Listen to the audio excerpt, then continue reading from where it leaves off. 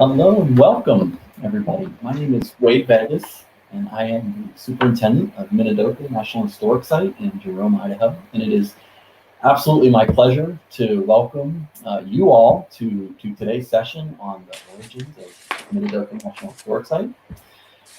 For those of you joining from Seattle to Points East, good afternoon. And for those of you from Hawaii and Points West, good morning.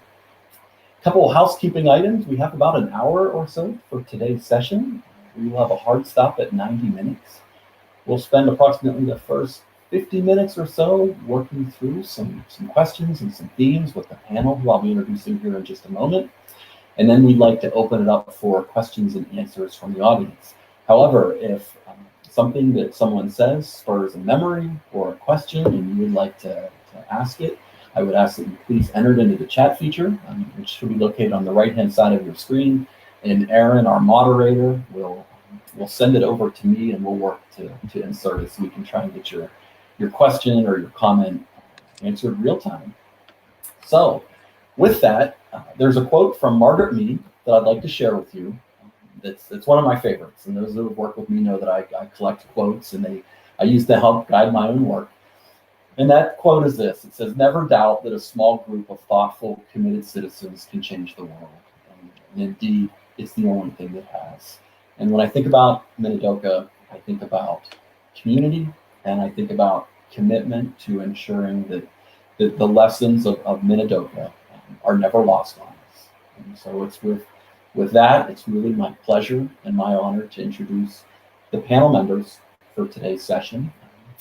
We'll go through. I will provide everybody's name and just a brief title or two, and then I'll ask them to just spend a second introducing themselves and their connection to Minidoka. And while the list is very, very long of people who have helped contribute to Minidoka as a unit of the National Park Service, these are people who have really gone above and beyond in ensuring it's a unit of our great national park system. So with that, our first panel member, Dan Sakura, who was a member of the Clinton administration staff in the late 1990s and through January of 2001. So Dan, welcome.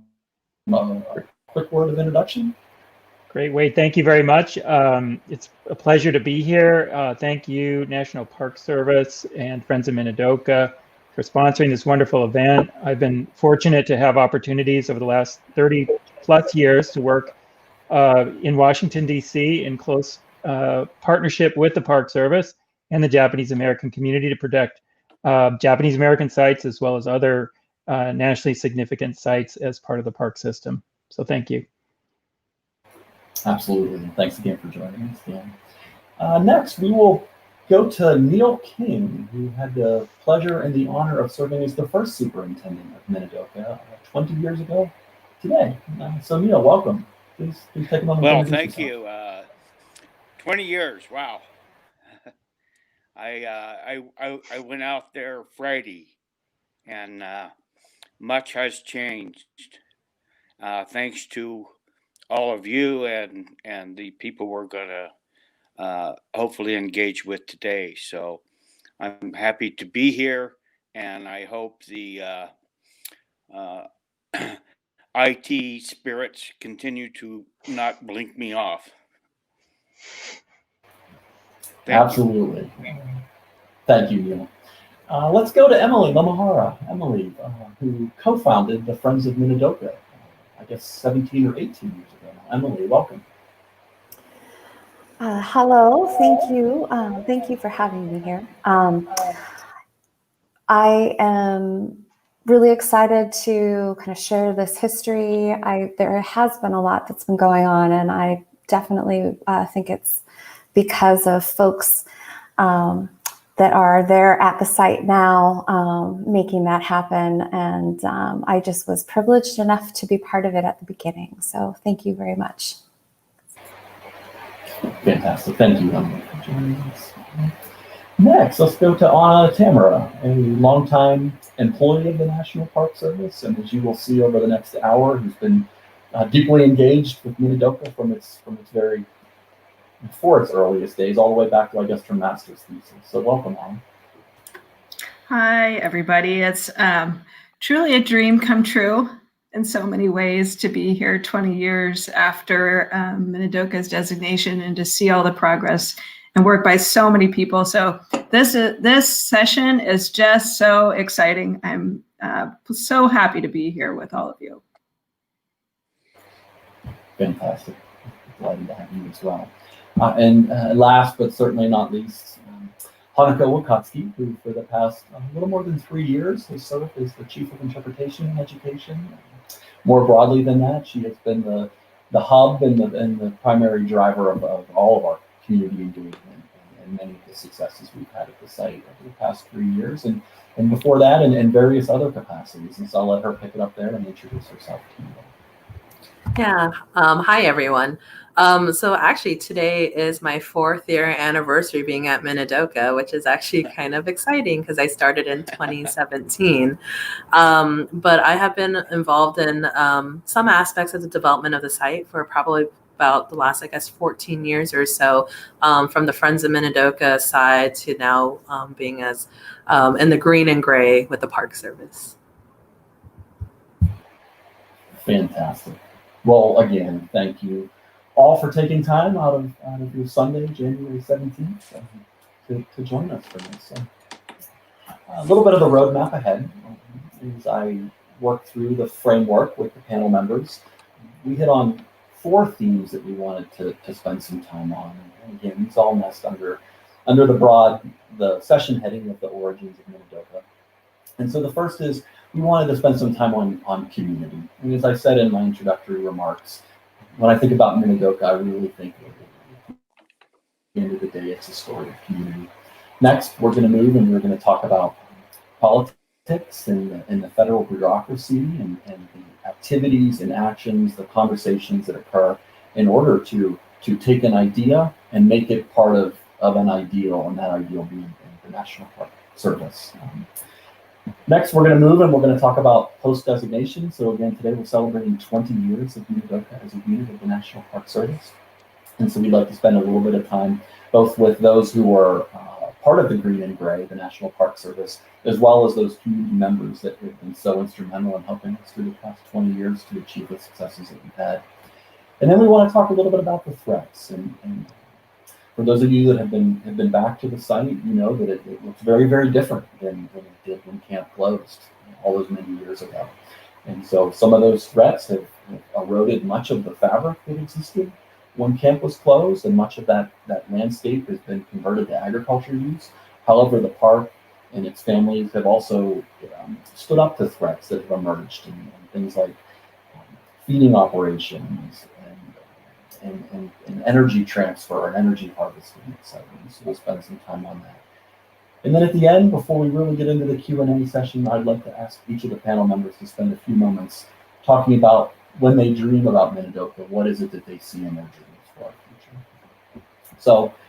So with that, let's spend a little bit of time on topic number 1, which is community. And as I said, when I think about Minidoka and my capacity as a superintendent, I think first and foremost about the community that surrounds us. And so certainly a community that faced overt oppression and hostility following the events in late 1941 and through early 1942, a forced removal, an unjust incarceration, and then at the closing of the camp, a community that was forced to rebuild from scratch with very little. Minidoka today exists because of that community. It exists because people came together, people like Sakura and Emily Momohara, and many, many others with a commitment to ensure that community and that place that is Minidoka would live on, and ensure that those stories would not be lost to history. From the close of camp, the property itself was largely, the many hundreds of acres was converted to farm and day properties. It was converted to agriculture use. The Bureau of Reclamation had a shop set up there. And then in 1979, Minidoka was listed on the National Register of Historic Places. And this is the official list of historic and archaeological resources. Then in 1990, so about 31 years ago, I guess, when we were celebrating the centennial of the state of Idaho, there were some signs erected at camp. And so that was the context on the ground here where I'm at in South Central Idaho. I'd like next to go to you, Emily. I understand you were living in Seattle at the time, and at that time there were increasing conversations about Minidoka. And I wonder if you would maybe pick it up there and just share with us some of the conversations that were occurring, some of the activities of the community, the Day of Remembrance, etc., and how that dovetailed with Minidoka and how we've helped build that bridge from the center of the population that was incarcerated at Minidoka back to Minidoka in South Central Idaho. Sure.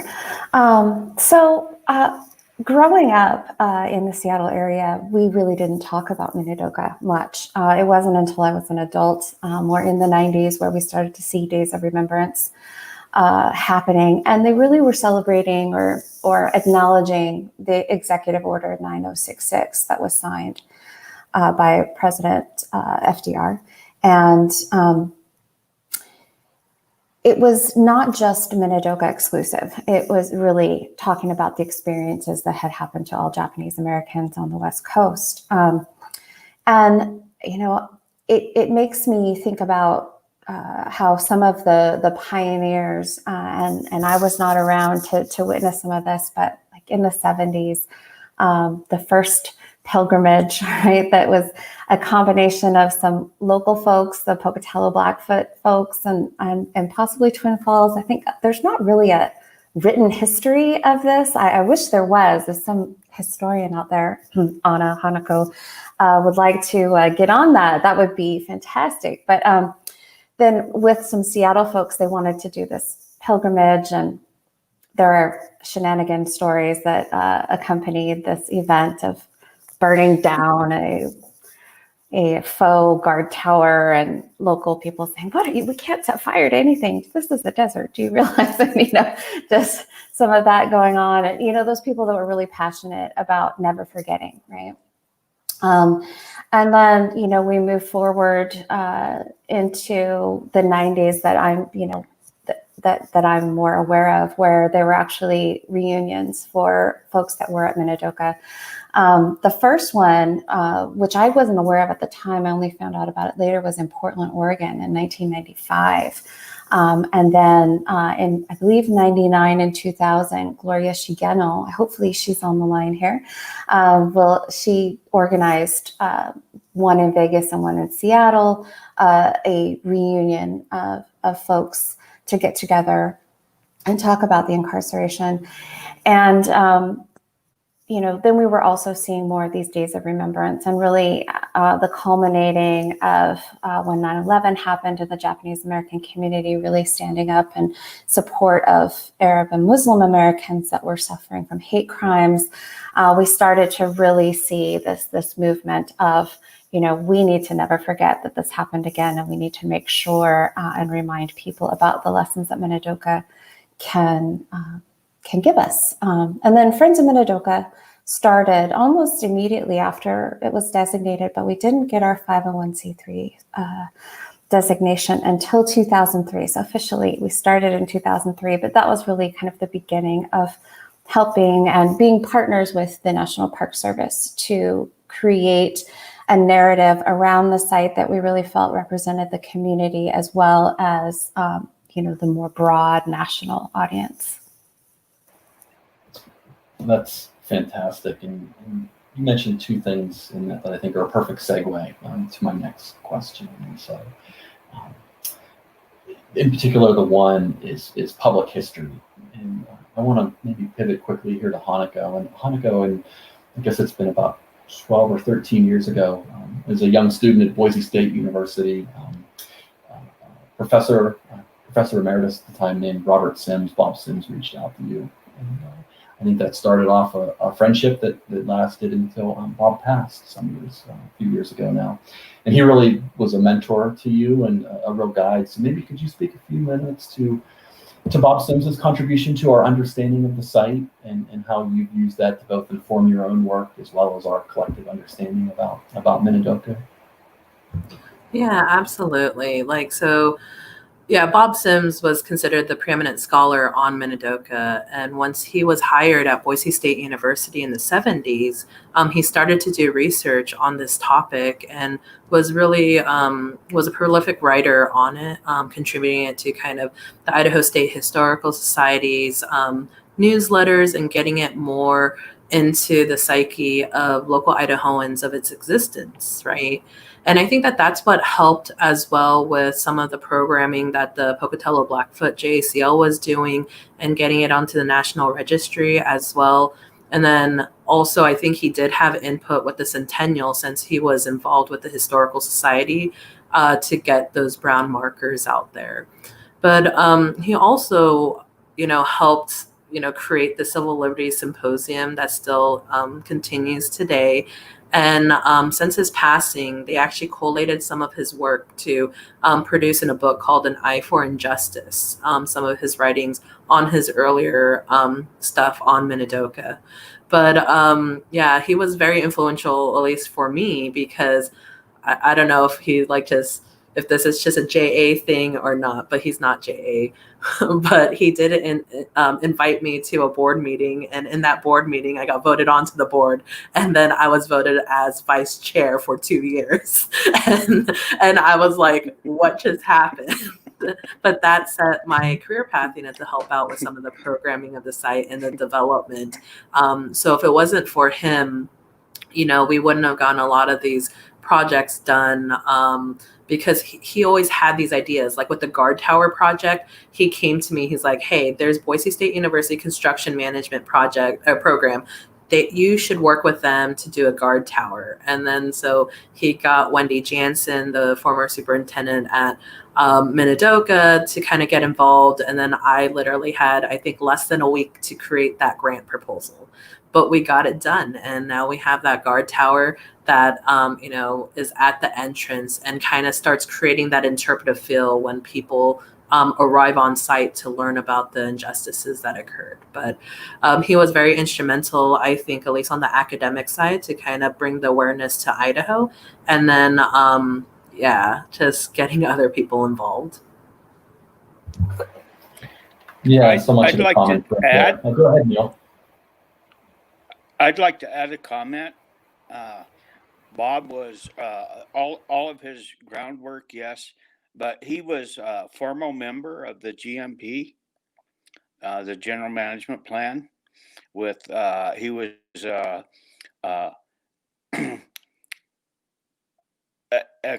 legal scholar expert on Minidoka, and he played a critical role through that whole process. And Bob's connections with all of the community, the JA community, as well as the academic, he played a critical role in bringing all of that, his knowledge and experience and information to the GMP. But more importantly, he had a lot of trust. He went to dinners and graduations, and I used to tease him that he was more of an anthropologist than a historian, because he got to know the people, and he brought all of that to the Minidoka process. So he was a key player. Thank you for that, Neil. And already the threads that are intertwined in this, history of Minidoka, with individuals like Bob Sims laying academic foundation and the connections he made. Emily in the foundation of Friends of Minidoka. Dan and on the administrative side, and in the Clinton White House, and how these have all been woven together to create this fabric. I want to go quickly to a story that I just love, and I hope it doesn't embarrass this person, but she shared it with me about a week ago. It takes us back to the late 1990s, so almost 25 years ago now, and it was her and Emily in a hotel room as they were attending the Manzanar Pilgrimage, and they talked or maybe dreamed a little bit about maybe someday a pilgrimage to Minidoka. And so Anna, Tamura, I guess if you're willing, I'd love for you to take us back in time, whatever it's been, 22, 23 years ago now, and just share with us a little bit about how that conversation went, and share with us how it's evolved. Yeah. So the idea of the annual Minidoka pilgrimage was born in a hotel room in Lone Pine, California, between Emily and me. And the inspiration for this, there had been pilgrimages prior to the first one in 2003, but they were not annual. They were kind of more sporadic. And Emily and I were going to the Manzanar pilgrimage, the Tule Lake pilgrimage. Minidoka had just been designated, and we were thinking to ourselves, how can we get the West Coast Japanese American communities reconnected and refocused on Minidoka? And it's like serendipity or kismet, right? Where things just converge, right people, right time. And we decided, okay, we're going to give this a go. And the Japanese American Citizens League Northwest Convention was happening in 2003 in Twin Falls. And both Emily and I happened to be on the board of the Seattle JCL at the time, as well as Maine Namba, very important person. And we pitched the idea to the Seattle JCL, and they said, yes, go for it. You have our backing, our support. And I want to give all of the credit to Emily and May for organizing within 4 months the first Minidoka pilgrimage. And literally, you look back in your lives and you think, what were the great things that you did in your life? And for me, I really feel like that was one of the most important things that we started. And it was an event that was life-changing for so many people, that first pilgrimage. And it was we had about 100 people who came. The New York Times came out, right, and did this full spread in the New York Times about the Minidoka pilgrimage that showed up in the Sunday Times after the next weekend after. And there were people on that pilgrimage like Gloria, who basically said, this is so important, this needs to happen every year. And then, we passed the torch to Gloria and Alan Momohara and other people who have now carried it into its almost 17th, 18th year now. That's a fantastic story. Thank you and Emily and everyone else who's helped pull those off. And as I tell my staff every year before the pilgrimage and as we prepare, it's like Christmas. As a Park Service person, I remember getting on that bus and just layers of feelings and how important it was. For many people who were on that bus and who came out on the pilgrimages, it was their first time going back to the site that they had been incarcerated at. So, almost 70 years later. And, it's so emotional and healing, and for their descendants to learn about their parents or their grandparents' histories. It's, I think that's why emotions are so strong related to the pilgrimage, because it really is hearing from the elders and being in the actual authentic place. Yeah, history really lives at Minidoka. It's different than many units of the National Park Service in that way. That you can sit on a chartered bus, you can sit down and share a meal, you can attend a session at colleges out in Idaho. You can participate in a YouTube video, as I did an hour and a half ago, with survivors and hear the story through their eyes. It's really powerful, and it's all that much more powerful because folks like these panel members have laid the groundwork that we all stand upon today. Why don't we why don't we segue a little bit? And Dan, I wanna go to you. And so again, I want to go back to 1999. On the first couple months of, or first month, I guess I would say, of 2000. And then through the designation in 2001, you were working in the Clinton White House. Would you mind speaking to what you were working on, the context itself, the conversation you were having with policymakers, and how those things confluence together to get the signature of a president on a presidential proclamation when he had hundreds, if not thousands, of other competing priorities in those waning hours of his administration in January of 2001. Well, Wade, thank you. And it's really the power of an idea and the power of people to make a difference. And the story of Minidoka, the origin, actually started, I remember very clearly the day that I was working in the Department of Interior. I was a political appointee. It was very early on. I would want to say 1993. I was working in the Office of Assistant Secretary of Interior, George Frampton.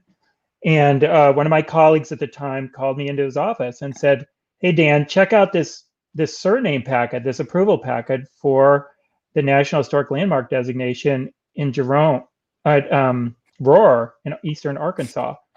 And Don Barry called me in and he said, "You know, Dan, my wife, Teiko Saito, was born in Minidoka." And it's that moment when the work of Rosalie Gould in eastern Arkansas, moving the National Historic Landmark package through for Roar, the cemetery there, it really triggered an idea. Fast forward to late 1999, I was working in the Council on Environmental Quality in the White House, and we came up with this idea. I was thinking back, I was like, wow, you know, remember that conversation? And let's put together a budget initiative. So it was President Clinton's last budget. And it turns out that the funding for Manzanar was below the line for the visitor center. So Don Barry and I dialed that up with support from my boss, George Frampton. And we announced a budget initiative. And at the same time of the budget initiative, confinement and ethnicity was available. And that was a remarkable document, thanks to the leadership of the late Rose Ochi and Sue Embry, who moved legislation to designate Manzanar National Historic Site, which was enacted in 1992. The legislation included a requirement for a theme study, National Historic Landmark theme study.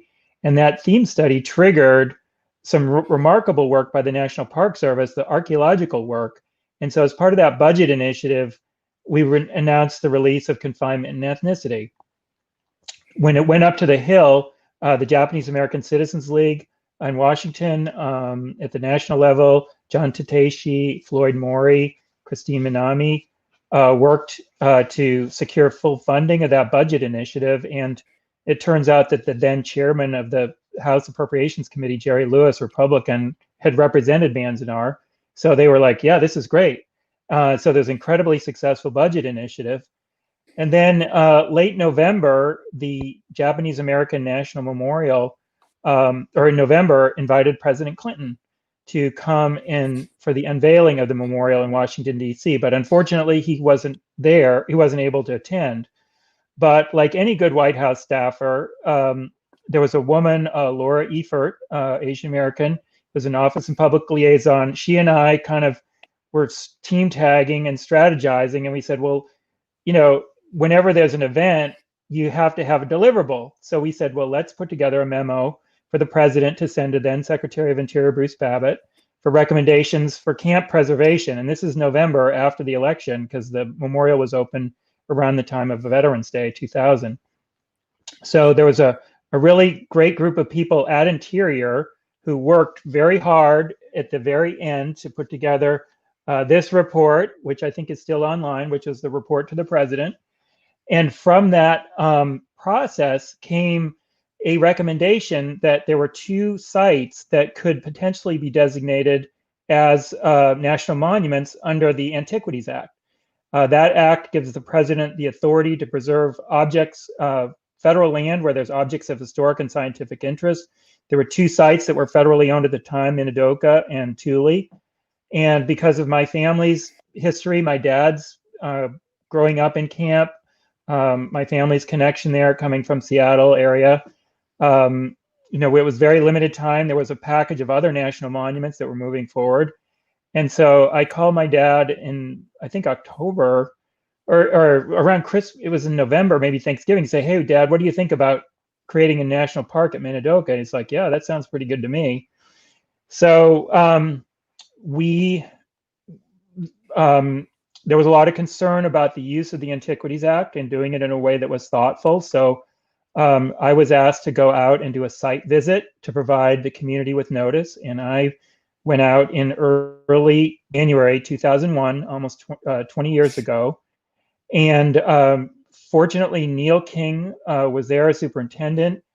There were two individuals with Jerome County Historic Society, Francis Egbert and Ralph Peters, who really kept the flame alive through iFarm and were very strong supporters of the designation.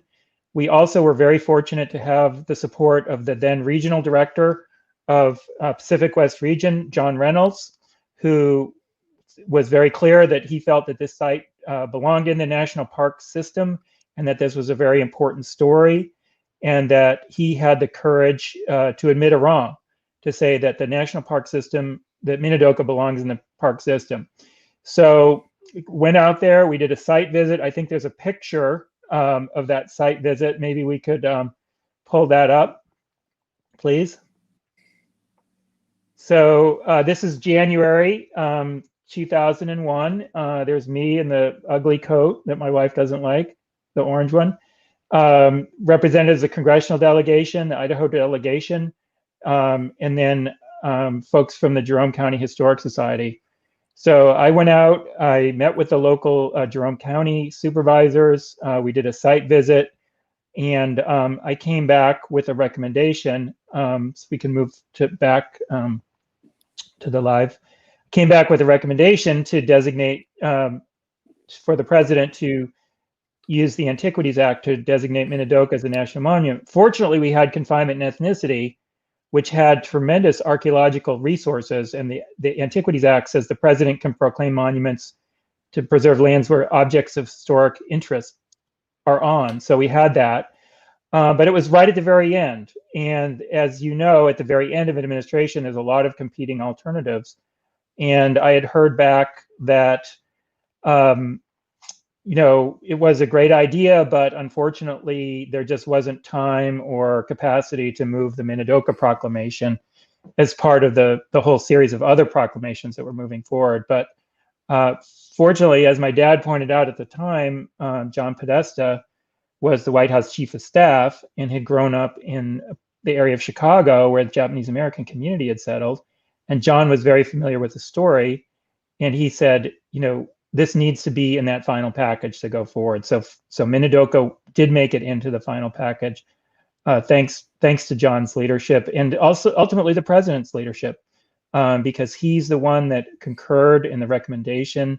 President Clinton had known of the preservation work in Arkansas that Rosalie Gould had pioneered around Jerome and Roar. So I was very fortunate to have that experience.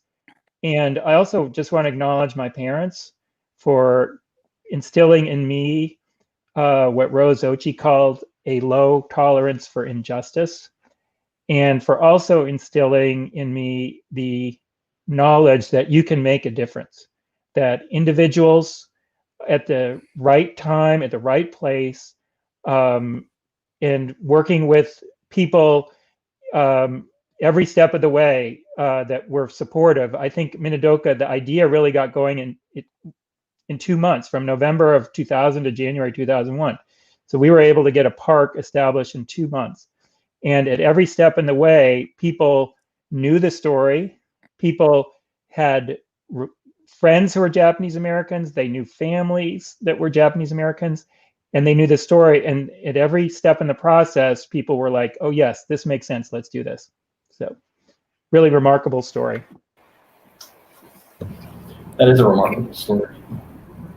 Can I just make a comment, Wade? Yeah, absolutely. And after you make your comment, I wanted to see if Neil had anything that he wanted to offer from the local perspective. And all politics are local, and politics in Jerome can be really interesting. So let's go to Hanako first, and then Neil will come back to you.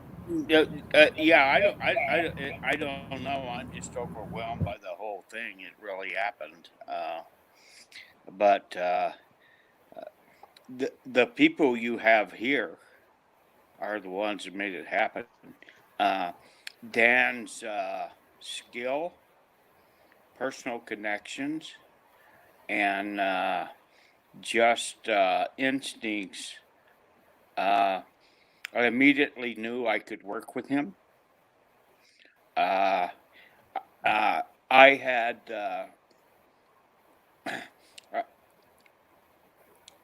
I was concerned about the local politics because President Clinton had just expanded Craters of the Moon, by which I was chief ranger at one time, by 600,000 acres. The political land mine here in Idaho was tremendous. But Dan's skill in gathering people, I think you had a conference call where there were I wasn't allowed on it because I was government, something like 60 people. And so it was Dan's homework early, and connecting with the local people there, that the Jerome Historical Society, fortunately, was connected very highly through the whole entire Idaho political Republican system. So that was a real win. But I remember when we were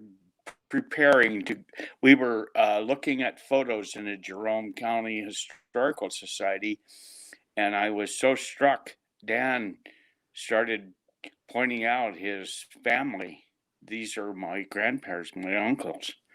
And so I said, Dan, when you talk to the Jerome County commissioners, talk about your personal connections. But yeah. Yeah, thanks, Neil. All politics are local. And it wasn't just Craters of the Moon, which was expanded by more than tenfold. There was a proposal for Island Park and the Henry's Fort Caldera that was, as I recall, Dan, on the table at the same time. Grand Staircase Escalante was on the table. And this is the West, right? And where there's a lot of fights over land and authority and distrust of the federal government. So, Hanako, let's go quickly to you. It sounded like you had a comment to add as well.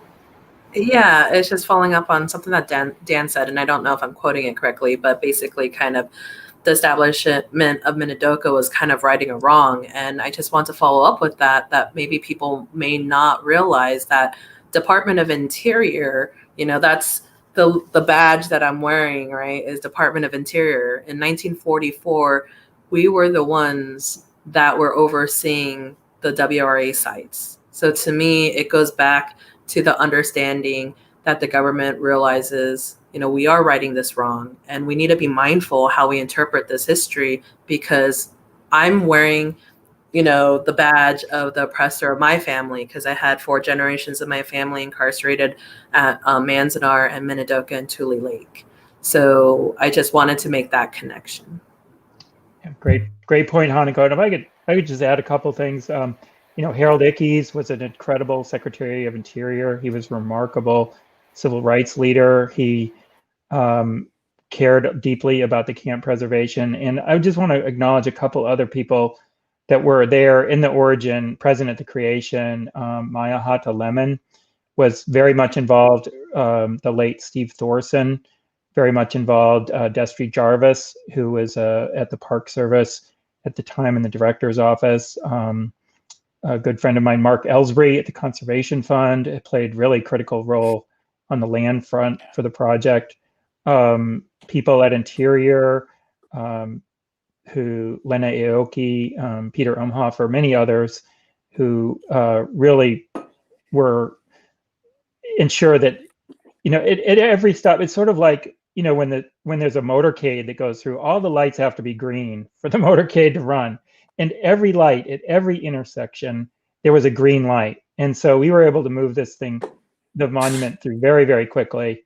Normally it takes 10, 20 years to create a new national park, but people recognize the power of the idea. Yeah, absolutely. It takes me back to that Margaret Mead quote that we started with. Small group of like-minded people. The other connection I would offer for the audience is there's approximately 60 national parks today in the 420 some odd units that comprise the national park system. About half of those, I think it's 32 or 33, actually started as national monuments created under the authority vested in the president through the Antiquities Act. And so it's a really powerful tool for land and resource conservation. Parks is as monumental as Grand Canyon and Grand Teton National Park were actually started as national monuments before later being converted to some other designation status still within the portfolio of Park Service. So let's go to you, Neil. And this is getting into our topic number 3. This is kind of those formative nascent years of Minidoka as a unit of the National Park Service. And I'm really struck that what an honor and a privilege it must have been for you. And then second is now fourth behind you in line, what very large shoes you left for me to fill. So thank you for that. But it really three questions for you. And so in no certain order, I'm curious through your eyes, what existed at Minidoka when it was created? And so we saw the picture that Dan shared. And so through your eyes as the new superintendent, what were you seeing? I wonder how you began to prioritize. And so there are very few staff at the time, not a lot of on-the-ground support. And so how did you decide what you were going to work on? And then third, and maybe most importantly, I'm wondering how you built the relationships and credibility with the community that obviously has been so critical in terms of the advance, both the creation as well as the advancement and the successes that the site has seen. Well, thank you for the opportunity to revisit those great and sometimes painful experiences. What I saw was first Dusty Jarvis that Dan mentioned. He called me, and I knew him and his brother John, and he asked me if I would represent the Department of Interior, and I said of course. And I knew not much about the site. I knew of it, so I did a little research, and I went out there. I can't remember if it was in 19 or if it was the December or January, but it was cold and blowy, and what I saw was nothing.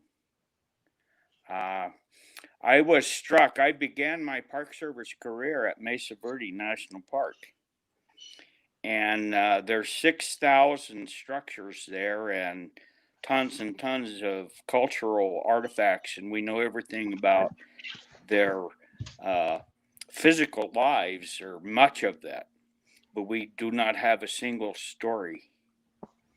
When I went to Minidoka, I saw a couple of crumbling structures and a lot of cultural debris scattered everywhere. But then I realized, well, we have the stories. And so that was kind of the basis.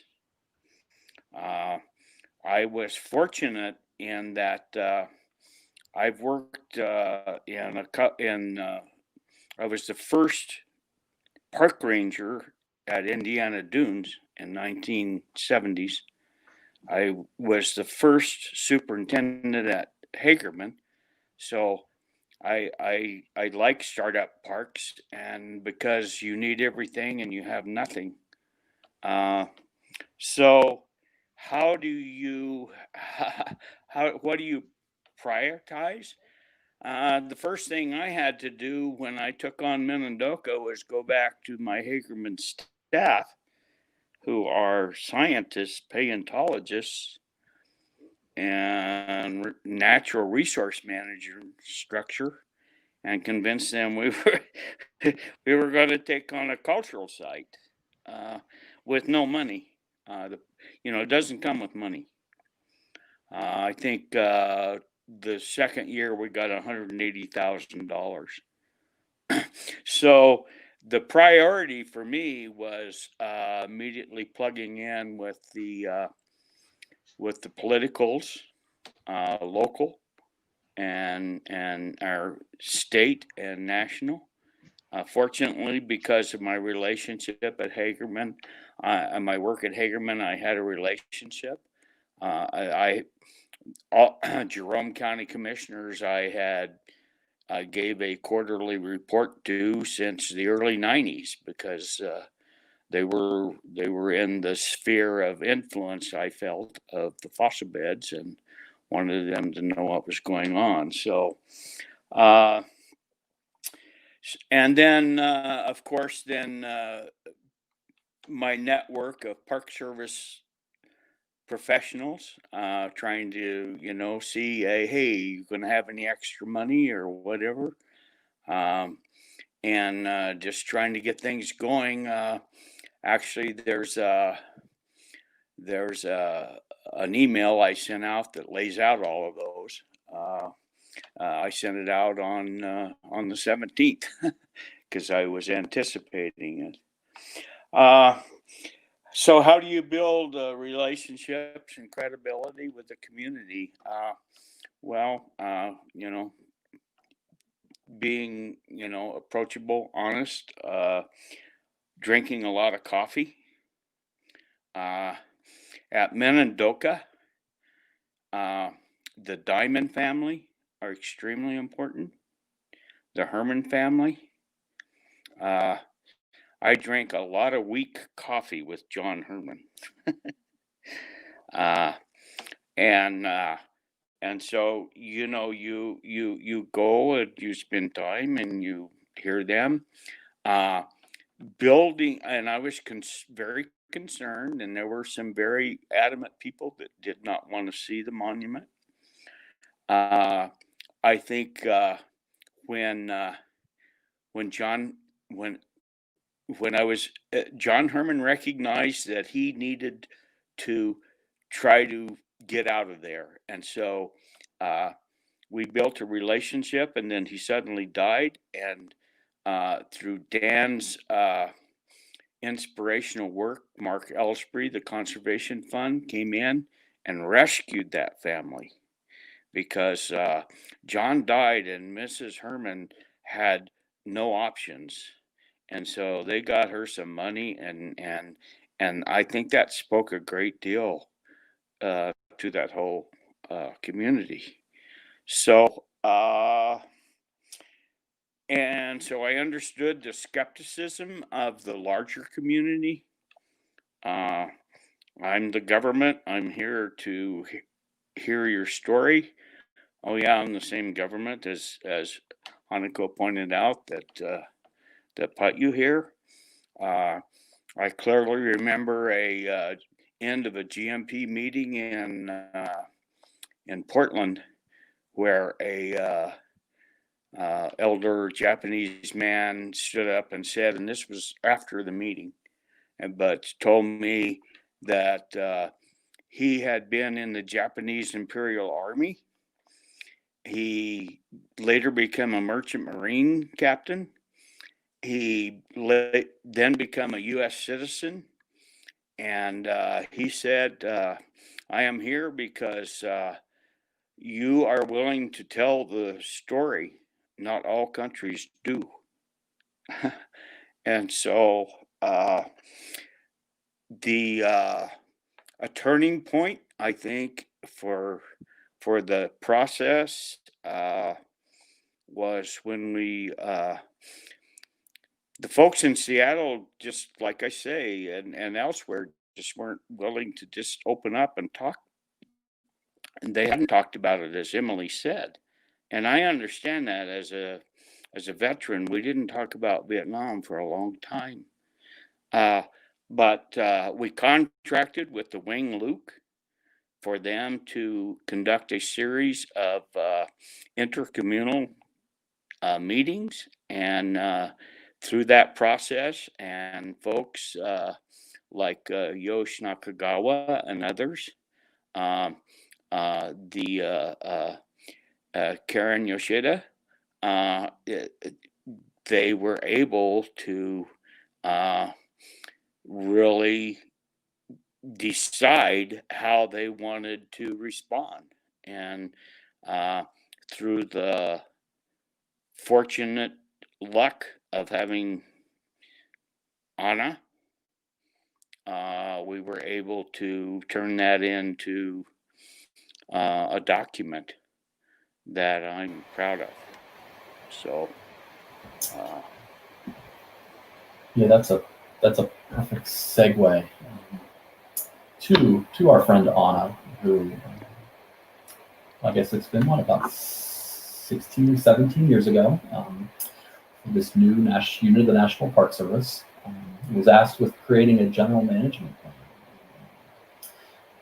As the name infers, it is the kind of the baseline principle guiding document for the development of a park. And so with that, Anna, I wondered if you would take a few moments to talk about how you shouldered that responsibility. So you've got Neil on the ground dealing with local politics, and yourself charged with putting together the document that the park would use for the next 10, 15, 20 or more years to really guide its development, its education efforts, its resource preservation efforts as well. So you know, pick that thread up there. Yes, thanks. And it's so wonderful. There's a picture of the document.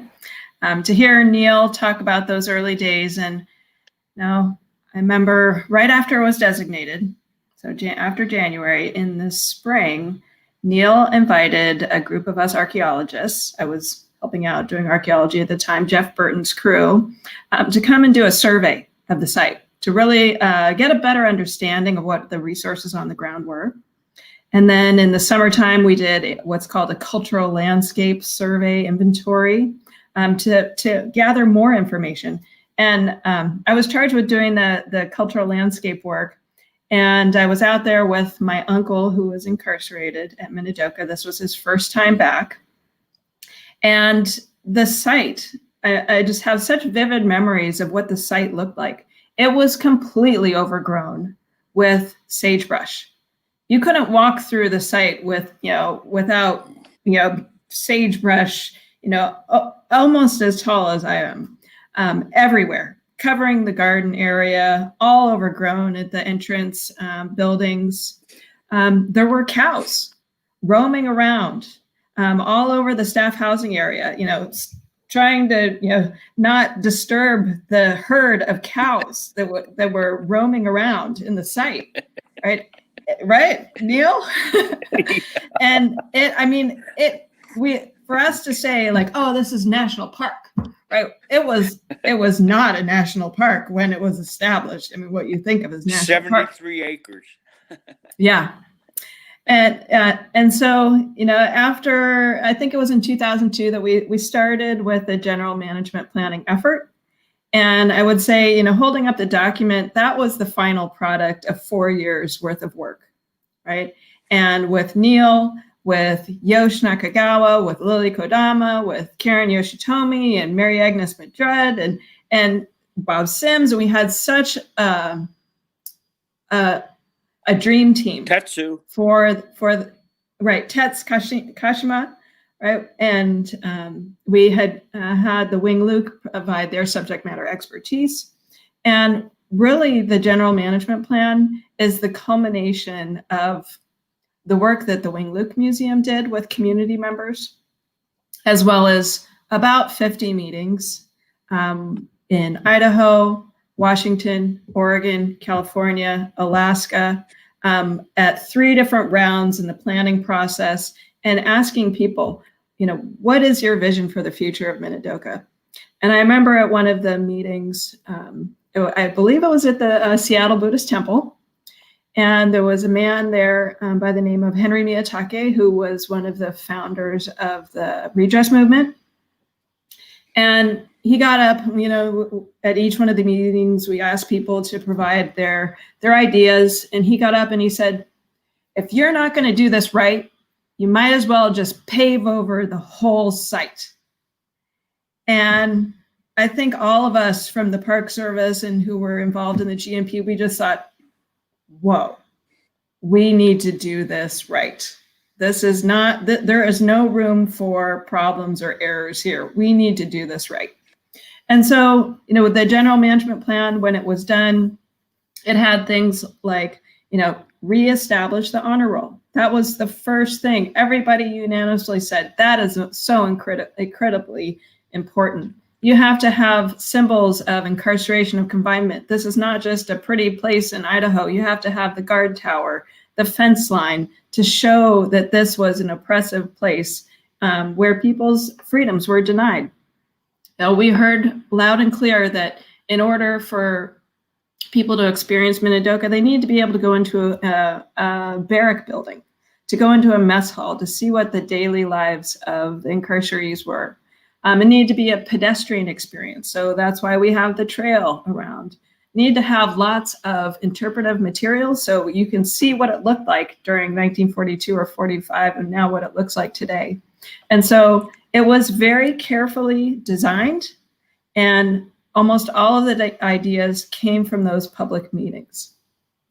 And in 2006, the document was done. The site didn't look any different from 2001 to 2006. I mean, really, there was maybe some sagebrush that was cut down, but there had not been many improvements over that time.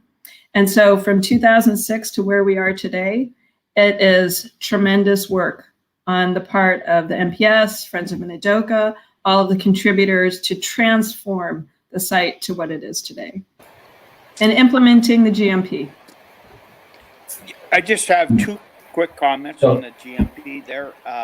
The get it right or pave it over. Yeah, we, for planning nerds, we actually put in an extra step in the planning process. We kind of did a draft of the draft. And then also getting the contract, and I think it was like $50,000, which is a big number, with Wayne Luke, and having in there that there would be no government employees on site, was without the support of the regional director, John Jarvis. I don't know that we would have got the money or the approval for those. So this just, I just want to note that. Thanks for those notes, Neil. Boy, this is such interesting stories to look back at.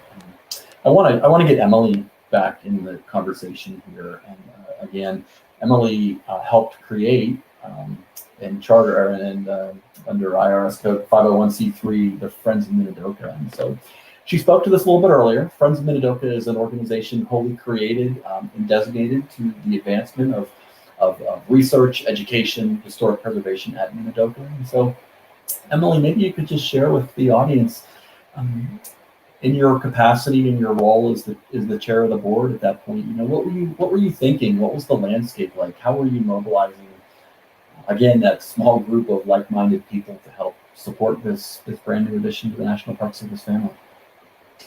Well, this is a very timely moment to kind of insert this in here, because we've been hearing about what was going on within the National Park Service and the interface with the Japanese American community. But in the community, we ourselves, Neil touched upon this, that we're very skeptical of trusting government to tell our story, right? It was government's fault that was the story. So trying to get our elders to talk, and even I can say how I can remember times that I cried when I was at Minidoka, and it wasn't because I was thinking about how horrible it was. It was out of frustration, trying to say, if my grandmother were to come here, what would I want her to see? How would I want this story to be told? And trying to get those ideas across to folks who didn't have that experience. But to back up a little bit, during one of those site surveys, or there was an archaeological dig, I believe it was in the summer of 2001. It might have been 2002, I can't remember exactly. But I had volunteered to photograph the objects in the dig. And I'm a photographer, I should say. I should have said in my introduction, I'm an artist and an activist, and I'm a professor of studio arts. But I was pulled aside by Neil and a gentleman, Ron James, who was a historian, or who is a historian in Twin Falls. And Neil had asked Ron James to do some oral histories with folks in the area about their experiences at Minidoka. But the big hole was the Japanese American experience. And Neil was already finding out that this was really hard for him to gain trust within the community. And he wanted to have an organization that was made up of community members that he could talk to and who could be part of these projects and the planning. And so it was a dinner. I was asked, let's start this. So I think I was voluntold that I should be part of this. And so Ron James and I started scheming, and then we soon roped Dan in, because Dan's experience in Washington and how he knew so well the processes. And then also Roger Shimomura, who is my mentor, artist, because he was not only just his work about the incarceration and civil liberties and social justice issues. He was incarcerated there as a 3-year-old. So the four of us started figuring out what we needed to do to become a nonprofit, to start gaining some community support. These public meetings were happening for this general management plan that Anna was putting together, and folks were just really leery. So having a community organization that someone could ask some questions, or maybe have someone ask the question for them. So we started doing that. And I should say, Sue Embry and Rose Ochi have already been mentioned before, but they were instrumental in helping us. I was just out of undergrad. I had not gone to grad school yet. I had no idea what I was doing. I do think I was on the board of the Japanese American Citizens League Seattle chapter, but I really had no real experience with how to create a nonprofit at that point. So Sue actually gave me all of the articles of incorporation for the Manzanar Committee, and I altered all of that to make the Friends of Minidoka paperwork. Ron James found a pro bono lawyer in Idaho that was willing to do some of that paperwork for us. I mean, it was really just leaning on everyone that you knew, trying to, get help, doing what we need to do. So in 2003, we were officially designated as a nonprofit. That also coincided with that the first of this generation of pilgrimages. So the Friends of Minidoka was the official entity that, along with the JCL, that was putting on that pilgrimage. And for me, I think that relationship between the Park Service and the Nikkei community, that's really when things started to come together. I think that the Park Service hosting us out at the site, doing tours, Neil being able to sit next to May Namba on the bus and hearing May talk about, this is where I slept, this is, and all of you who know May, she's not going to mince words. She's going to tell you exactly how it was. For that coming together, an event that the Park Service and the community was able to do, I think that was really the beginning of the work that Friends of Minidoka was able to accomplish with the Park Service. I would say, I'm just looking at my notes because I haven't been looking at them at all. Let's see. The Friends of Minidoka board grew, and as Dan and Roger and Ron James also cycled off, we got new members. I twisted my father's arm, Alan Momohara in there. We got AC and Jerry Arai, Sarah and Sakura from Portland. We just, Janet Keegan, how could we not? Janet Keegan in Twin Falls, Idaho, who I believe is still the treasurer. I think she's been the treasurer for like decades now, which is amazing. So getting just a really a group of people who care, right, and who are willing to do the work. I think FOM worked on projects. I know we're going to talk about the confined animal feedlot later and the SWIP line, but we're also able with that guard tower to do a lot of fundraising. Hanako talked about the grant she wrote. That was in she wrote that as a Friends of Minidoka president, and Neil, we roped him after he retired into being on the board as well. And I believe he handled all the finances on that grant. The honor roll grant as well, the Civil Liberties Symposium, the Farm in a Day purchase with the Conservation Fund, the Herman family that we've heard about. And then, of course, like all the interpretive material that you see out there on the site was, edited by Friends of Minidoka folks at the retreats. There was just a lot of projects that we were able to assist in the national park with as members of the Nikkei community. And I would be remiss if we didn't. There were some failed projects in there too that didn't happen, and some of those points of contention still came in there, like the Issei Memorial or the Black 22. And not all relationships are perfect, but I do think that the FOM and the Park Service have a really good relationship, and that we are. I'm honored that we were able to have this Nikkei centered organization that was really instrumental in the decisions the Park Service was making. Thank you. I would say in return, I think the National Park Service has been really lucky to have partners as committed as Friends of Minidoka. Wade, if I could just jump in here real quick. I'm sorry, you want to talk about the threats, but in terms of the general management plan, Neil did a phenomenal job. The general management plan recommended legislation, boundary expansion legislation to include the Farm in a Day, to take title to the Burek, the cherry stem property in the middle. It also recommended a name change to Manzanar or Minidoka National Historic Site, and also to include the Eagledale Ferry Dock site on Bainbridge Island, Washington, the site of the Japanese American Memorial. So Neil did a really remarkable job working with the local community.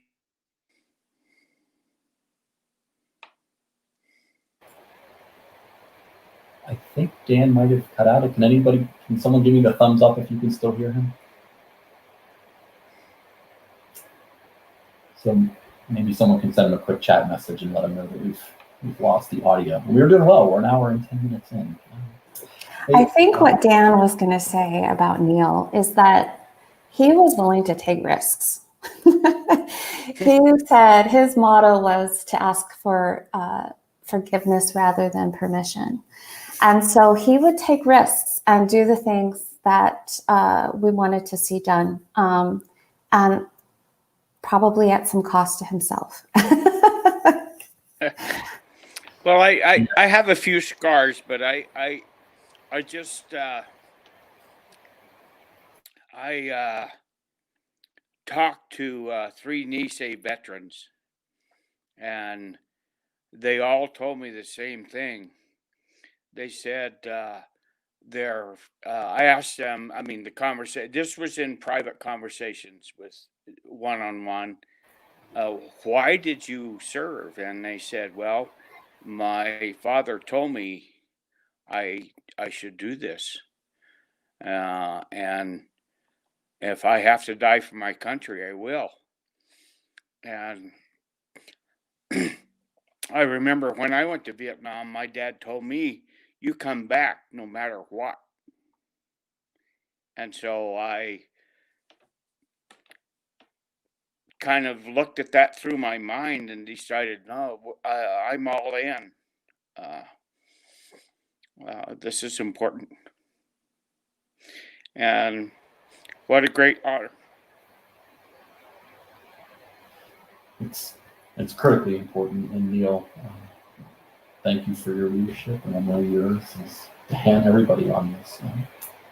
I'm looking at my watch, and we've got about 15 or 20 minutes left. I feel like I would be remiss if I didn't mention the role of the Minidoka Pilgrimage Planning Committee. And I know we introduced them earlier, but in terms of critically important partners to advancing and helping the park meet its mission, as well as building a stronger, wider bridge, particularly between the West Coast Population Center and Minidoka. And so maybe I'll ask both Emily and Anna, if just maybe in a minute or two each, if there's a favorite memory that you have from a pilgrimage that you'd like to share, and maybe help it to inspire someone who's not yet attended either a virtual or a face-to-face pilgrimage to do so this year or next. Maybe let's start with you, Anna. Okay. I always think of the pilgrimage as like a month worth of experiences and emotions and connections with other people, like packed into 4 days, right? It's so intense and so much happens. And so we're going to talk about that a lot on the next session.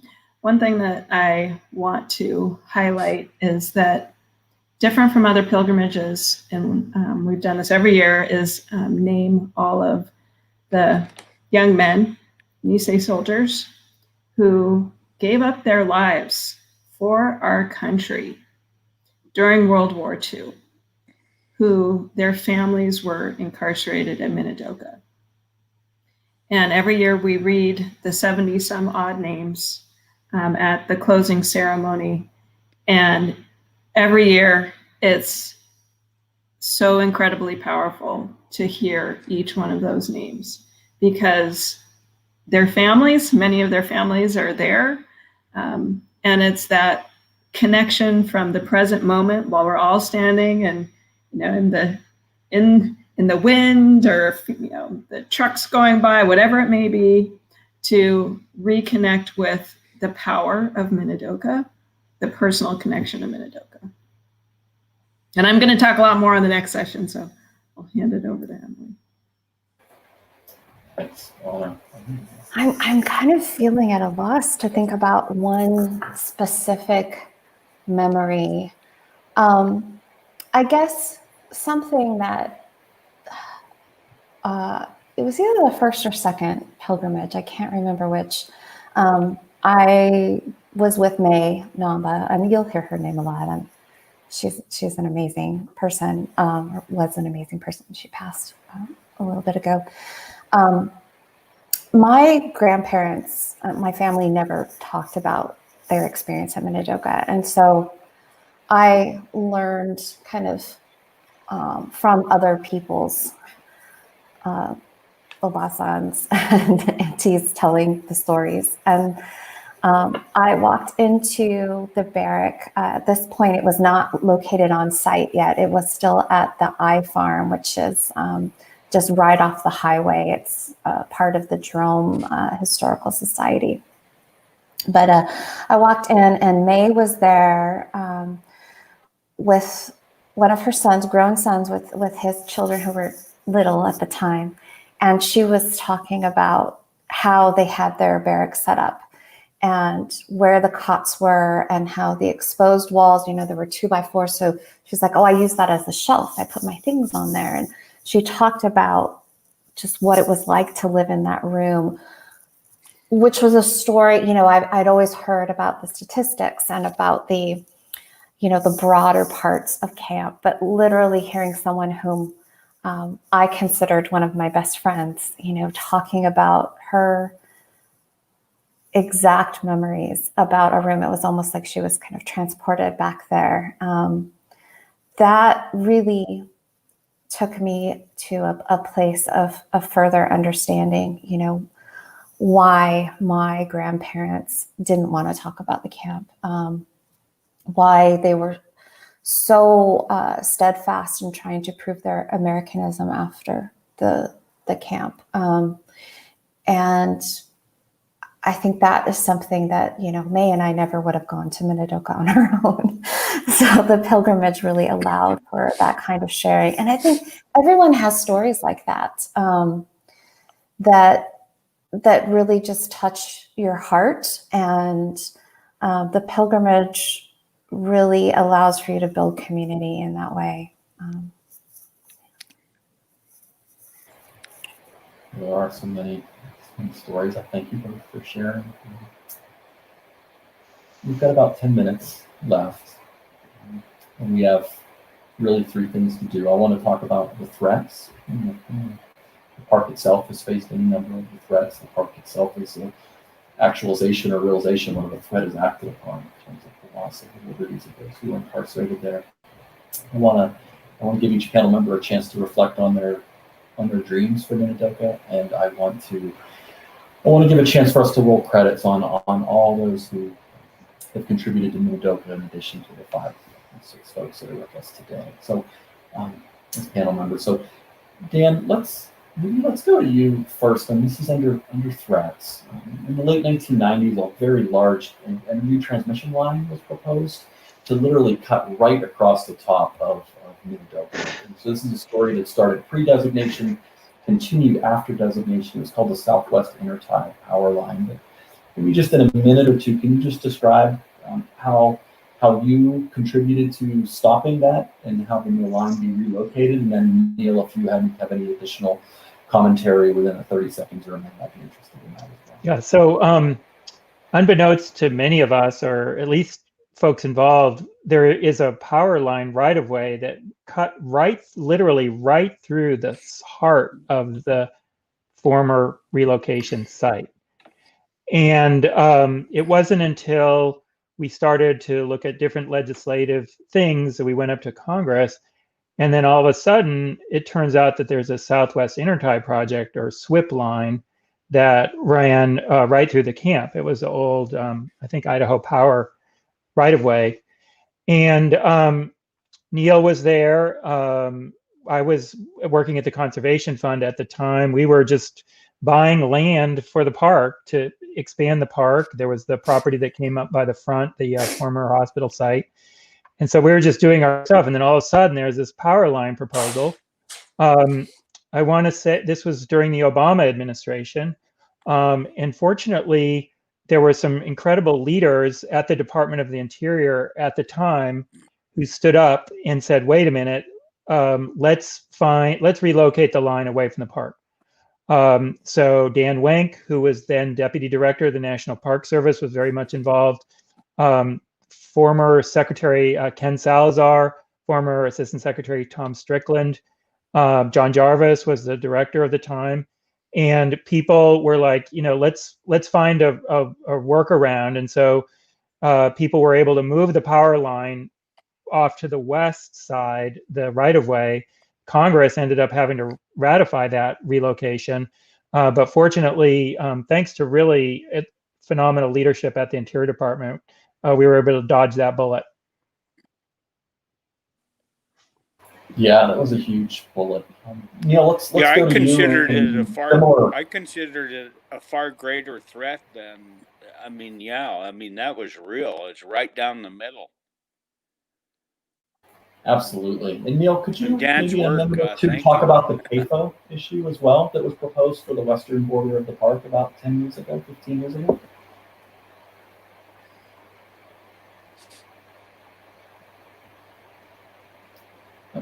You may have lost Neil. Neil, can you hear me? What? Give me the thumbs up. Are you talking to me? Yeah, Neil, I was going to ask you to comment just in a moment or two on the CAFO and what was proposed and how the National Park Service addressed the threat from a very large confined animal feeding operation. Yeah. Well, our official National Park Service official response was very weak. We scrambled to try to dig up some air quality data and that sort of thing, and then worked through the solicitor's office to raise all the issues we could. but mainly engaging with Friends of Minidoka and others to try to have a lawsuit. I was very involved and engaged in the county permit process. I testified. I was there every minute of it. I noted that the Idaho Dairy Association did not provide testimony to support it. And I had some local intel from dairymen that was a big deal. They didn't really support it. So I knew it was, not just going to be a rubber stamp thing. And then, but I was more concerned really about the county process of how they issue permits for whatever, and that is where we lost.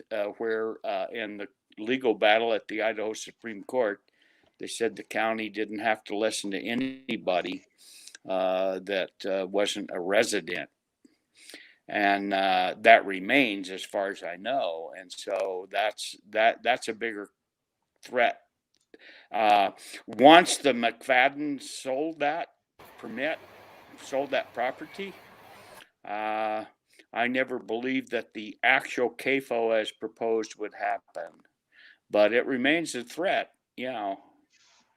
And without the outside work, I mean, the National Park Service could not have stopped that. It's totally Friends and Dan and those people that did the outside footwork. Can I jump in there on that?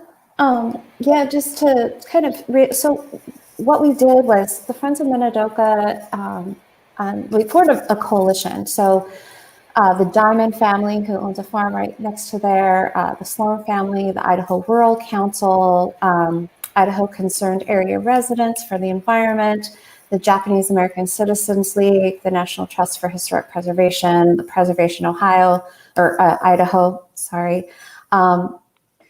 put a lawsuit and asked for the permit to be reviewed. And so that took years. I mean, we basically, and then we appealed when it was upheld. And so it basically took 3 years and lots of money. All of those organizations and individuals, the Friends of Minidoka fundraised for that. All of those other organizations raised money as well. And it was a 3-year battle. So that started in 2008. And by the time there was final conclusion on it, the property had been sold and we had an economic downturn and it just was no longer something that they wanted to do. So even though we didn't win the lawsuit, we didn't get a confined animal feedlot. So, it was something that was worth doing, and one of the things that Friends of Minidoka, I think, is really proud of their participation in. Yeah, absolutely. It took the collective. Big deal. There have been other threats as well. And Julie Abo asked a question about the reaction in Twin Falls, and I think this speaks to some of the other threats that we've seen. Desecration of buildings and resources, swastikas on bathroom doors. And so, Anna, maybe we can pivot to you in a minute or two to talk about some of these other threats that that the park and the Friends groups have had to face as well. Mm-hmm. I just wanted to mention that there have been these big threats, right, with the SWIP line and the feedlot, but there were also these smaller threats that happened throughout the early history of Minidoka. You mentioned the swastika on the porta potty that we were getting ready to start the pilgrimage, and somebody noticed that there was this frightening inscription in the porta potty. Another thing was we found a pipe bomb out on the site near the barracks area. The potbelly stove that used to be in the warehouse that now is the visitor center was taken. And so, you know, over the years, there were all these small threats. I think in terms of Idaho and the local Twin Falls area, you know, some people registered that it had become a national park unit, but a lot of people, you know, there's a lot of people who still don't know, right? Who are just beginning to learn, you know, increasingly with the school groups going out there.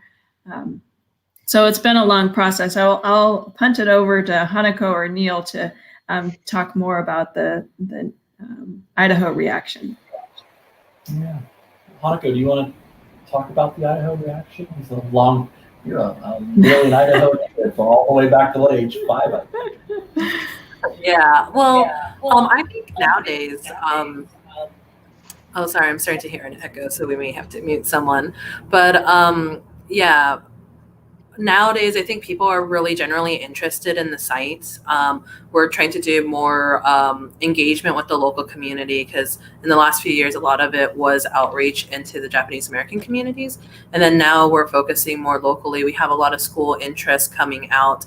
And, you know, with our partners, you know, with Boise State University, College of Southern Idaho, ACLU of Idaho, Friends of Minidoka, Minidoka Pilgrimage Planning Committee. Then we have Ketchum Community Library and Boise City Arts and History Department, you know, who are really interested in participating, and even the Idaho State Historical Society as well, where we had an exhibit last year talking about Minidoka. So I think that there's a lot of interest. People want to preserve it. I think some people don't know how to engage with the site, and we're working on that. So yeah. And I guess one thing I just kind of want to add to that, because I think Julie had another question about DOI and acknowledging this. I don't know if there's been an official statement that has been done, but I think passively there is acknowledgement, because within the National Park Service, you know, we have 423 units right now. There's 6 sites that and memorials that talks about this. So we have Manzanar National Historic Site in California, Minidoka National Historic Site here in Idaho, Bainbridge Island Japanese American Exclusion Memorial in Washington. Then we have Tule Lake National Monument in Northern California. We got Honouliuli, you know, in Hawaii. But then we also have the National Japanese American Memorial to Patriotism during World War II, which is actually on the National Mall right next to the Capitol, that sometimes we forget. So, and there's the possibility of potentially adding another site with a special resource study that's being conducted for Amachi. So I think that is the commitment that at least the National Park Service is making, to say, hey, we need to recognize these sites so we learn about the civil liberties and civil rights violations that occurred, and this is how we're going to move forward. Even if Department of Interior isn't explicitly saying, they are kind of saying something. Julie, I like to think in the absence of an official statement that our actions will speak louder than the words that we say. So through our education activities, our resource preservation, building out these sites, taking it into local classrooms, that'll stand to a testament to the Department of Interior trying to right or wrong. We're nearly at the end of our time. We have two final things to do. In a moment, I'm going to ask each of the 5 panel members to share briefly their dreams for Minidoka, or their dream for Minidoka. And then at the conclusion, we're going to roll us a list of names of all those other individuals that have helped contribute to the efforts that have led to the creation and establishment of Minidoka as a site. So with that, Dan, why don't we start with you? I'd love to see. What do you dream of for Minidoka? Well, I'd love to see the barracks block reconstructed as recommended by the general management plan, the full barracks block. I think that'd be a tremendous legacy. But to broaden it out in terms of the previous panel, you know, the African American community, the Muslim community, the Hispanic community, many other communities have suffered terrible racial traumas historically and to this very day. And I think Minidoka and the other campsites can provide models for racial healing, reconciliation, the courage for the government to admit a wrong, and to help our nation move forward to address the terrible racial crises that we find ourselves in right now. So, this is one way to tell this story, to heal racial wounds. That I hope this can be a model for other actions in other parts of the country. Thanks for sharing that, Dan. I wholeheartedly agree. Emily, you too, decades now you've been associated with this site. Tell me about your dream for Minidoka. Oh, I feel so old. 20 years. Oh my goodness. Sort of thing. I think it's twofold. One is I want to honor everyone that was here and acknowledge the terrible circumstances that led up to the incarceration, and just honor the people that had to be held at Minidoka and honor their experience. I also would like to see, it's kind of piggybacking off of what Dan just said, but I want the site always to be relevant. I want to make sure, that it's whatever's happening in the world that we can learn from these lessons that Minidoka presents, and connect that history to contemporary life, so that it always stays on the forefront. Relevancy is probably important with the connections in the story of Minidoka to those so many things that we see playing out today. Anna, would you care to share with us your visions and met and dreams? Yes.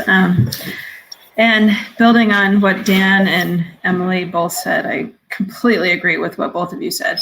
To highlight what is written on the top of the visitor center, and it's a quote by Dr. Frank Kitamoto that says, "This is an American story with implications for the world." And it's so true. There you go. And for our visitors, to realize, to understand, to learn that this is an American story, and to be touched and really recommit themselves to the Constitution, to civil liberties, to what our country stands for, equality, justice, regardless of racial or ethnic background, and to be a civil rights site that is on the radar of everybody in our country. That is my goal 20 years from now. Thank you, Anna. Neil, your dream for Minidoka. First I would say I'm happy because I have never been out there when I haven't seen somebody there. There's always somebody there, and usually they get out of their car. I started Hagerman Fossil Beds in 1990, and that isn't happening there. So the interest of the public is there, and that's very satisfying. But my vision would be that I hope I'm interested in furthering the academic connection, the symposium, maybe some sort of permanent fellowship where we could bring in young folks like Aaron and support them, and then just keep on implementing. If you look at if you think Emily and Hanako and Anna and Dan, your work doesn't count, compare what happened at the implementation of the GMP at Minidoka to other parks, i.e. Hagerman. And it's because of the public support and the connectivity. So, and your outreach, Hanako, is phenomenal. So anyway, I guess my vision is just keep doing it and making it greater, better, deeper. Thanks, Neil. Powerful vision for us all. Monica. Yeah, so I shared I guess, the vision and the dreams that everyone has shared. So instead of just rehashing that, let me tell you the short term things that we're doing this year so people know. So this year we're going to be updating the honor roll to update people's names who haven't historically been on it, and use the two side panels as an interpretive way of doing so. And we're going to be updating our waysides as well. We have 27 of them, and we're going to update them with images and update the content since research has been going on, and we've been able to clarify a little bit more to create more of a cohesive narrative as people walk around. We have great partnerships. I think I mentioned with Civil Liberties Symposium with Boise State University, ACLU of Idaho, Friends of Minidoka, Boise City Department of Arts and History, Ketchum Community Library on that program. So we're going to have 3 other programs this year to touch on some of these different topics and to commemorate the 20th anniversary. But we also have other great partnerships with other academic institutions. We're working with Central Michigan University and Michigan State University on a few projects. One is to kind of digitize some of our collections and have it online to talk about the differences between the Department of Justice incarceration sites and the WRA sites. And then with Central Michigan University, they're going to help us with some data collection out at the site. And they actually helped us with a 360 tour of our visitor center. So if you haven't seen that, you can check that out. So they've been helping us with that digital technology. And then kind of going back to what Neil was saying about academics, is that we do have an intern this year who is going to be working in the Bob Sims collection at the Albertsons Libraries at Boise State University to digitize that. So then we'll have access to that, and the greater academic world will have access to his research, so we could start developing and spurring off other conversations from his work. Thank you, Martha. And thank all of you for sharing your vision and your dreams. I think we've got much to be proud of, and maybe the future calibrated on your vision there for us is going to set us up well. Much to do. So, with that, what's your vision? Thank you for asking. I have 3. Very much aligned, actually, what you said. I think the first is relevancy, and I think the stories of Minidoka from that really far off place in the middle of nowhere fold out into so much of what we're seeing today in the world that we live in. And so with that, I would like to see Minidoka as part of the education and the curriculum standards. And in fact, we prioritize that, and we have a young man who works for us now who's working on that very thing. The second, I don't know exactly how to do this. I think it's going to probably be best pulled off through the National Park Foundation as an endowed scholarship. And that means an endowed and forever, that we will always, every year, whether it's 6 months or 12 months, have a position for a young person who has a family tie to the site. So that, either from afar or in person, as technology allows, that they will help us to develop the projects, the programs, the priorities, the connections that underpin the site. And it's invested and it's endowed so that we will have it forever, and I think it will continue to build community. And my third is, I don't know how we get there from here, but I would like a person with a family tie to sit in the chair that I occupy today. I feel really fortunate to be here. I felt fortunate since for the 3 or 4 years now I've sat in this chair. I won't sit in it forever, but I think a person with a family tie will be able to take the framework and the foundation that Neil and I have laid, and all of you, and really take us to places beyond. I don't know how exactly I get there on those last 2, the endowment and someone with a family tie sitting in the superintendent's chair. I think we're closer than we think at this point. So with that, we're going to roll here in a moment a list of names. So on behalf of the Park Service, I want to thank everybody who has come together to help shape Minidoka, and how fortunate we all are.